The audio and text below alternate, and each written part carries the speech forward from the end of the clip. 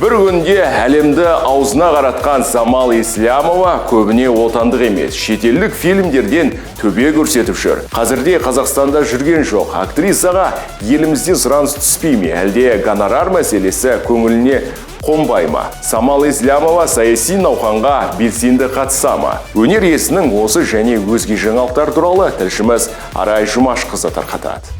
Осы күндері актриса Самал Еслямова Қазақстаннан жырақта жүр. Нақтырақ айтсақ, актрисаны Қырымда киногерлер өмір жайлы жаңа фильмге түсіруге шақырыпты. Бір қызығы, Ресейде сол кино туындыға түсіп жатқан жалғыз қазақ қызы. Елімізге ара-тұра арнайы шақыртулар үшін ғана келіп тұратын Самалды кездейсоқ кездестіріп сұхбаттасудың орайы түсті. Майда басталады, мамырда.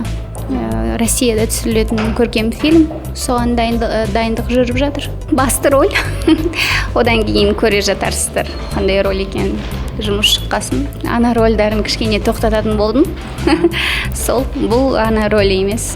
Әзірге фильм жайлы барлық мәліметті ақтарып айтып бере алмады. Келісім шарт солай деген Самал ханым отандық фильмдерге шақырту көп болса деп тілейді. Содан кейін ұсыныс түскеніне қарай таңдау жасайды. Менде ондай ешқашан ондай отандық не Россияда тек қана Россия, тек қана отандық деген жоқ. Өнерде шекара жоқ. Әрине отандық киноларда әрине мен түскім келеді. Мен Қазақстанның актрисамын, әрине түскім келеді.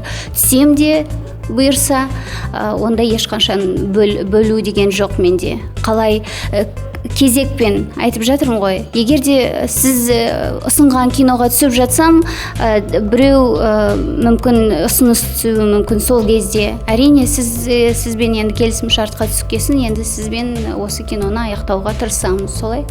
Уақытқа қараймын. Кей өнер иелері танымалдылығы қырасқан сайын тәкаппарланып, соған сай гонорарын өсіріп жатады. Ал әлемді аузына бір-ақ күнде қаратқан актриса Самал Еслямова үшін қаламақы қаншалықты маңызды? Қаламақы деген қызықтырмайды, ең бастысы қызықты материал мен үшін. Күні кеше ғана жақсылықтың тағы бір шеті көрініп, Бикеш Азияның үздік актрисасы атанғанды.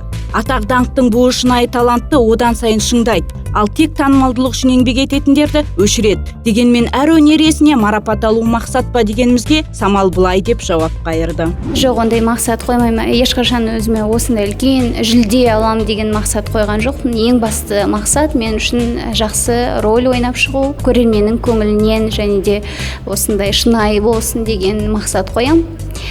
Сол енді осындай үлкен жүлделерді алғаннан кейін мен ойлағым келмейді да. Мен тек қана өз кәсібім жайлы ғана ойлаймын. Сондай-ақ көктем мерекесіне орай Самал Еслямова елбасы қабылдауында бір топ нәзік жандылармен бірге болған еді. Бірінші рет болмағанмен бұл кездесудің маңызы актриса үшін ерекше болғанын айтады. Әрине өте керемет кездесу болды, өте жүрегімізде, жадымызда қалатын өте керемет, сондай керемет енді кездесу болды, сондай сөйлестік, жақсы, керемет адам, президент.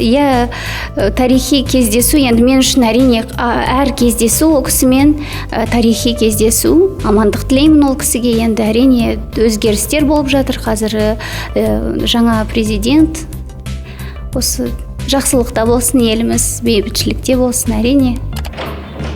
Сол тілерім. Жалпы өнер иесі саяси мәселеде сауатты екенін хабардар етті. Студент күннен сайлауға белсенді қатысатын Самал алдағы науқанға сақадай сай. Міндетті түрде дауыс берем. Мен студент болған кезде де Россияда дауыс беретінді.